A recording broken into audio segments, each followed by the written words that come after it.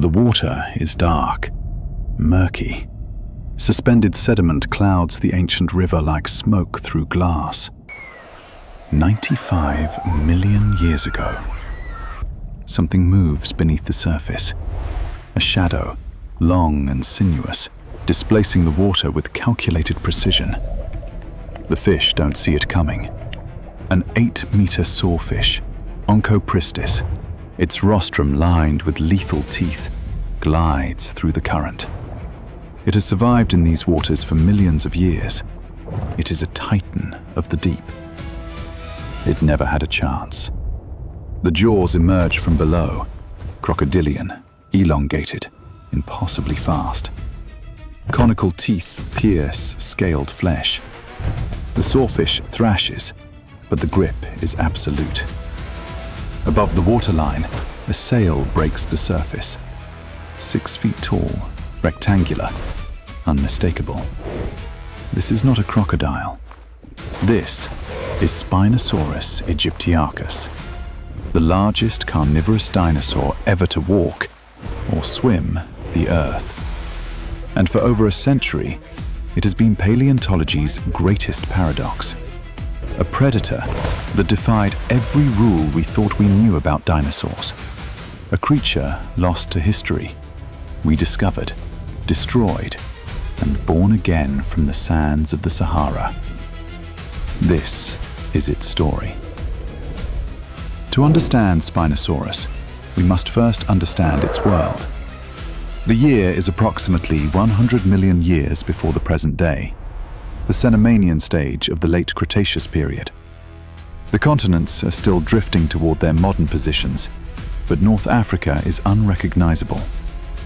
Where today the Sahara Desert stretches in endless dunes of scorched earth, there existed a network of massive river systems, tidal flats, and mangrove forests. This was a greenhouse world. Sea levels were higher than they've ever been in human history. There was no ice at the poles. The thermal gradient from equator to pole was minimal. North Africa experienced a tropical climate, warm, humid, teeming with life. The rivers were vast arteries of fresh water cutting through coastal deltas. Picture the modern Amazon, but wider, deeper, more violent during seasonal floods. These waterways connected inland freshwater systems to the shallow margins of the Tethys Ocean, creating brackish estuaries rich with nutrients. The water itself was a highway of life. Massive coelacanths like Morsonia, 4 meters long, their lobed fins propelling bulky bodies through the current. Lungfish, sharks, and Oncopristis, sawfish that could reach 8 meters in length, their rostrums lined with formidable teeth. On land, the vegetation was in transition. Gymnosperms, conifers and cycads, still dominated. But the flowering plants, the angiosperms, were beginning their rapid radiation across the planet. Ferns created dense understory. The landscape was lush, green, alive. But this paradise was also a battlefield. North Africa during the Cenomanian hosted one of the most predator-heavy ecosystems ever documented in the fossil record.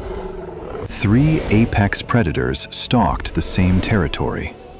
Carcharodontosaurus, a bone-crushing giant with blade-like teeth, Deltadromeus, swift and deadly, and Spinosaurus.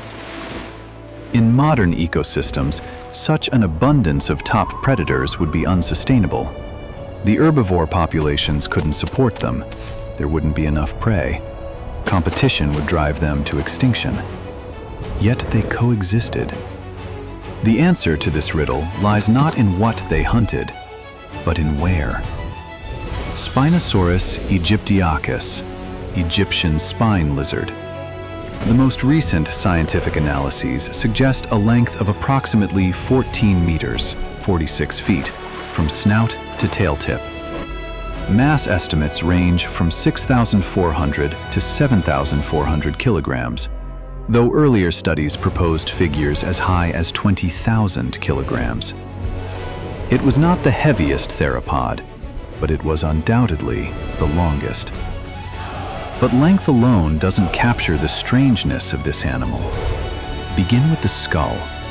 Where Tyrannosaurus rex possessed a deep, robust skull designed to generate bone-crushing bite forces, Spinosaurus had something altogether different. A long, narrow snout, almost delicate in appearance, reminiscent of a modern crocodile's. The skull measured 1.75 meters, nearly 6 feet, from the tip of the snout to the back of the cranium. The teeth were conical, smooth, lacking the serrated edges that characterized the teeth of other large theropods. These were not tools for tearing through flesh and bone.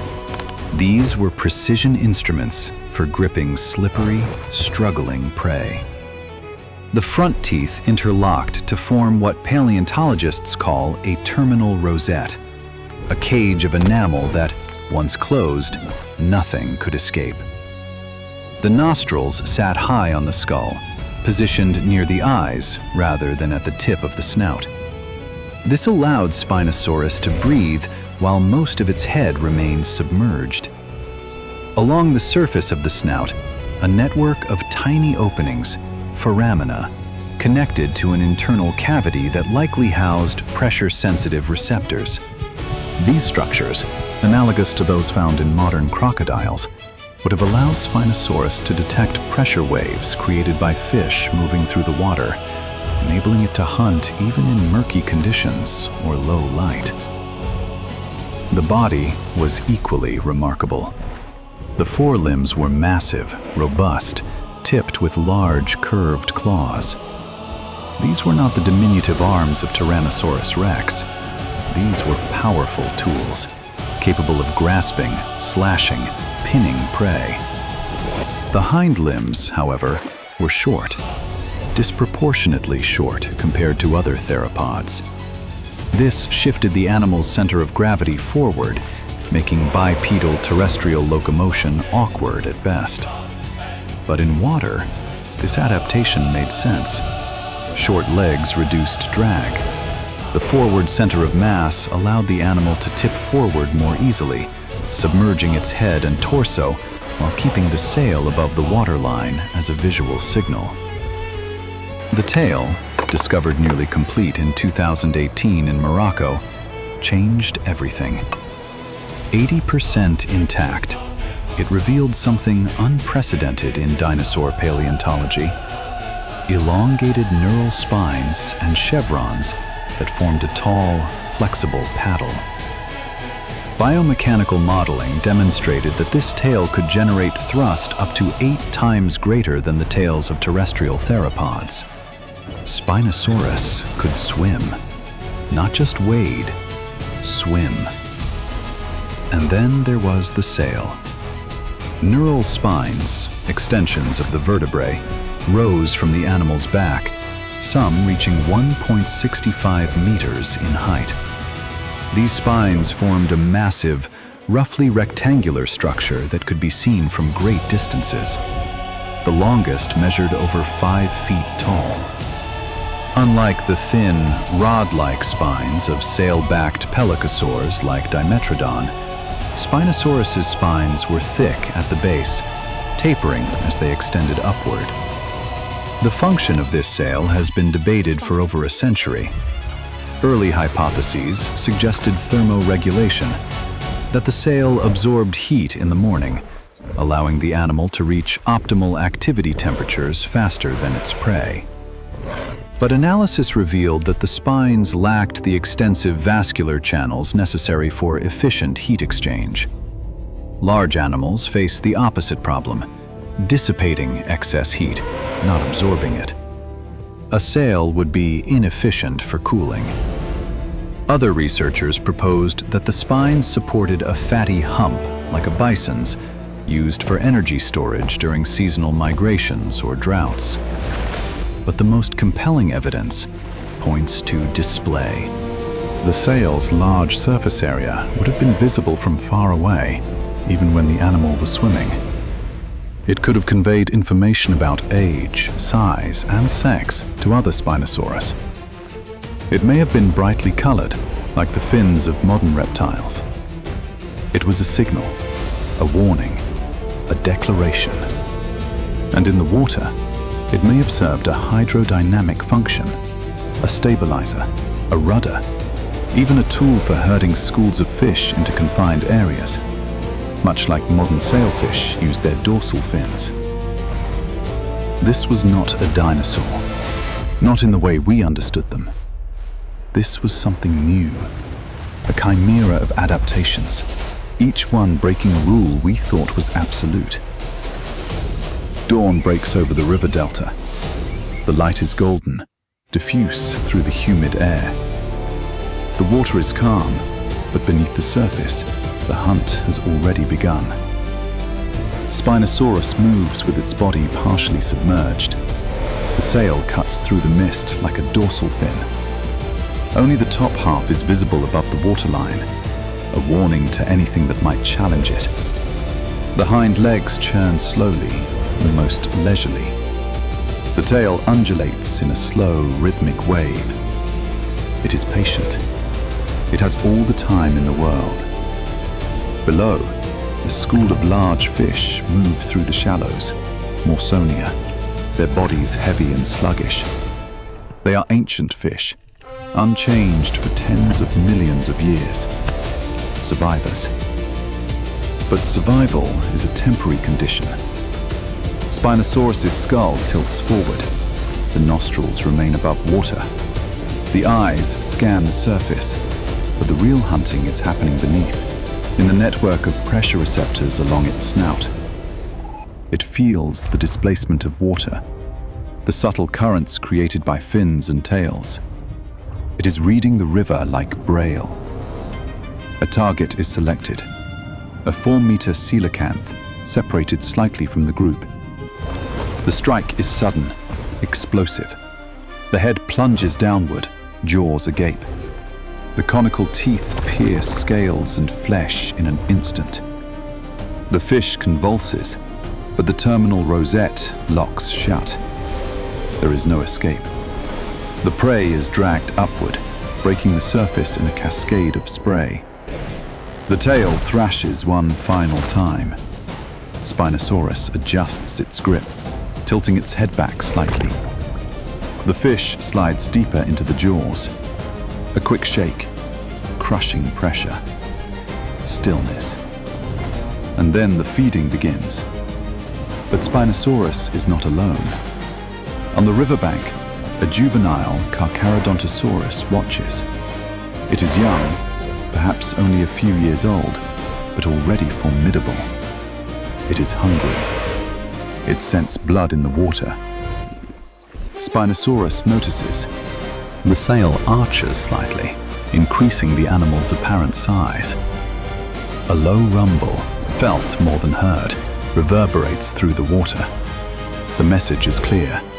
Approach at your peril. But the Carcharodontosaurus is desperate. It steps forward. Spinosaurus drops the fish. Its forelimbs shift, claws extending. The head lowers. The posture is unmistakable, a threat display. The sail fully erect now, imposing, magnificent. The Carcharodontosaurus hesitates. It is fast. It is powerful. But this is not its domain. This is Spinosaurus's river. And in the water, there is no contest. The young predator retreats. Spinosaurus retrieves its meal. The sail relaxes. The river returns to its rhythm. This is the answer to Stromer's riddle. This is how 3 apex predators coexisted in the same environment. Niche partitioning. Carcharodontosaurus and Deltadromeus hunted terrestrial prey, herbivorous dinosaurs, smaller animals on land. Spinosaurus hunted in the water. It was the first and only fully semi-aquatic dinosaur. It occupied a niche no other dinosaur could exploit. It broke every rule, and in doing so, it thrived. The story of Spinosaurus is not just a story of a predator. It is a story of discovery, destruction, and resurrection. In the autumn of 1912, an Austrian fossil collector named Richard Markgraf, working under the direction of German paleontologist Ernst Stromer, discovered a partial skeleton in the Baharia oasis of western Egypt. The bones were strange, elongated vertebrae with towering spines, fragments of a massive jaw, conical teeth. In 1915, Stromer published his description, naming the animal Spinosaurus aegyptiacus. He knew it was unusual. He speculated that the spines supported either a sail or a fatty hump. He reconstructed it with peculiar proportions, an elongated torso, short hind limbs. Even then, over a century ago, Stromer sensed that this animal didn't fit the mold. The fossils were housed in the Bavarian State Collection of Paleontology in Munich. They remained there for decades, a curiosity, an enigma. And then, on April 24, 1944, Allied bombers struck Munich. The museum was destroyed. Stromer's entire collection, including the only known skeleton of Spinosaurus, was lost. For over 60 years, Spinosaurus existed only in drawings and descriptions. Paleontologists debated its size, its posture, its lifestyle. But without physical evidence, the debates remained speculative. Then, in 2008, a paleontologist named Nizar Ibrahim encountered a Bedouin fossil hunter in Morocco. The hunter showed him a small collection of bones, distinctive, covered in a purple sediment with yellow streaks. A year later, at the Natural History Museum in Milan, Ibrahim examined a partial skeleton recently discovered in Morocco. He noticed the same purple and yellow sediment. It was the same specimen, the same individual. Ibrahim returned to Morocco. In 2014, his team published their findings, a relatively complete skeleton from the Kem beds, showing short hind limbs, dense bones, and other aquatic adaptations. The scientific community was skeptical. The debates intensified. But in 2018, Ibrahim returned to the dig site one more time, and they struck gold.